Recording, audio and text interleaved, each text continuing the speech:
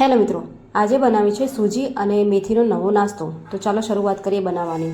તો સૌથી પહેલાં એક પેન લઈ લેવાનું છે, તેમાં થોડું તેલ એડ કરવાનું છે. તેલ ગરમ થાય એટલે એમાં જીરું નાખવાનું, હિંગ નાખવાની અને પછી વોશ કરેલી જે લીલી મેથી હતી એ પણ એડ કરી છે.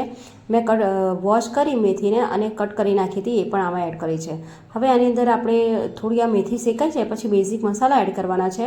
મીઠું, ધાણા જીરું પાવડર, મરચું પાવડર, હળદર અને થોડો ચાટ મસાલો એડ કર્યો છે. ચાટ મસાલાનો ટેસ્ટ આમાં બહુ સરસ આવે છે. હવે આ બધા મસાલો આપણે શેકી દેવાનો છે. પછી એમાં થોડું પાણી એડ કરવાનું છે અને આને પાણીને આપણે ઉકળવા દેવાનું છે થોડું. પછી થોડું પાણી ઉકળી જાય એટલે આમાં થોડી ખાંડ એડ કરવાની છે, જેથી એકદમ ચટપટો આ નાસ્તો બનશે. પછી જ્યારે પાણી ઉકળવા માંડે બરાબર એટલે આપણે એક વાટકી સૂજી લઈ લીધી છે.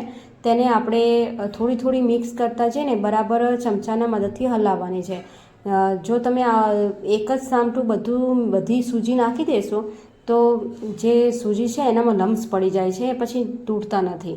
એટલે ધીરે ધીરે કરીને સૂજી એડ કરવાની છે અને એક બાજુ હલાવતા રહેવાનું છે, જેથી કરીને એમાં લમ્સ નહીં પડે અને એકદમ ઇક્વલ સૂજી આમાં મિક્સ થઈ જશે પાણીમાં. હવે ધીમે ધીમે આપણે હલાવતા જઈશું તો આ મિશ્રણ ઘટ્ટ થઈ જશે. પછી આ મિશ્રણને આપણે એક પ્લેટમાં કાઢી દઈશું, જેથી એ ઠંડુ થઈ જાય. આજે વિશ્વને નાસ્તામાં મેં આ બનાવીને આપીશું, કેમ કે આ લંચ બોક્સમાં તમે બાળકોને આપશો તો બહુ ટેસ્ટી પણ લાગશે અને હેલ્ધી પણ છે. આ મેં મેથી નથી ખાતી, પણ આ રીતે મેં બનાવી છે એટલે એ ખાઈ લે છે. તમે બીજા વેજીટેબલ પણ આમાં એડ કરી શકો છો. હવે જો જ્યારે મિશ્રણ ઠંડુ થઈ જાય પછી એના રાઉન્ડ શેપ આપી, આપણે જેમ લાડુડીઓ બનાવીએ છીએ નાની નાની, એ રીતે આપણે રાઉન્ડ શેપ આપી દેવાનો છે. આને તમે બાફીને પણ કરી શકો છો. જો તમારે ડીપ ફ્રાય ના કરવું હોય તો તમે આને જે આપણે મુઠિયા બનાવીએ છીએ કે ઢોકળા બનાવીએ છીએ તેની પ્લેટ ઉપર મૂકી તમે બાફી પણ શકો છો અને પછી વઘાર કરી નાખશો તો પણ ટેસ્ટી લાગે છે. હવે એક પેનમાં મેં તેલ લઈ લીધું છે. તેલ ગરમ થાય એટલે મેં આ જે બોલ્સ બનાવ્યા હતા સૂજી અને મેથીના એ આમાં એડ કરી દીધા છે.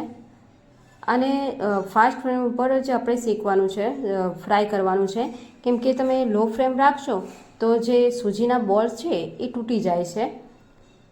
એટલે મેં એને ફ્લેમ એકદમ હાઈ રાખી છે. હાઈ ફ્લેમ ઉપર શેકશો તો બહુ ક્રિસ્પી થઈ જાય છે જલ્દી અને તેલ વધારે નથી પીતું. હવે જો આ રીતે આપણે બધા બોલ્સ આમાં એડ કરી દીધા છે. પછી ઝારાની મદદથી થોડું થોડું આપણે એને હલાવતા જવાનું છે. બહુ એકદમ હલાવવાનું નથી, નહીં તો આપણા બોલ્સ તૂટી જશે. હવે જો ક્રિસ્પી થઈ ગયા છે બ્રાઉન રંગના. આને તમે ચટણી જોડે પણ સર્વ કરી શકો છો અને સોસ જોડે પણ કરી શકો છો. તો તૈયાર છે સૂજી અને મેથીના બોલ્સ.